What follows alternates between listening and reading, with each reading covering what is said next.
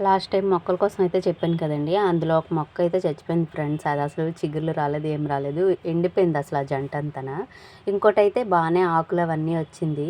ఇంకా ఇలా ఉంటే అది కూడా పోతదేమో అని చెప్పేసి ఈరోజు మా హస్బెండ్ రైతు బజార్‌కెళ్ళినప్పుడు గత్తం ప్యాకెట్ అయితే తెమ్మన్నాను. ఒక ప్యాకెట్ రూ. 60 అంట అతనైతే తెచ్చారు. మొక్కల్లో ఏటంటే మనం ఎంత బాగా చూసుకున్నా గానీ ఏమవుతదో తెలీదు. సడెన్‌గా ఆకులు రాలిపోవడం గానీ, ఆకులన్నీ ముడుచుకుపోవడం గానీ ఇలాంటివి అవుతుంటాయి. అలాంటప్పుడు కొంచెం బాధ అనిపిస్తది. అందుకని చెప్పేసి అయి బాగున్నప్పుడే మనం ఏదైనా దానికి పరిష్కారం చూడాలి. ఈ గత్తం అనేది దానికోసం నేను మెయిన్‌గా తెప్పించాను. ఇంకా ఇక్కడ కనకాంబరాల మొక్క కనిపిస్తుంది. అదైతే ఊరు నుంచి తెప్పించానండి మా అమ్మని. ఇక్కడ ఒక 5, 6 మొక్కలేమో రూ. 100 అలా చెప్తున్నారు. ఎందుకులే అంత వేస్ట్ చేయడం అనేసి ఊరు నుంచి మా అమ్మ 2 తెస్తే ఒకటైతే పాడైపోయింది. ఒకటైతే బానే నిలబడింది. చిగుర్లే వచ్చినాయి.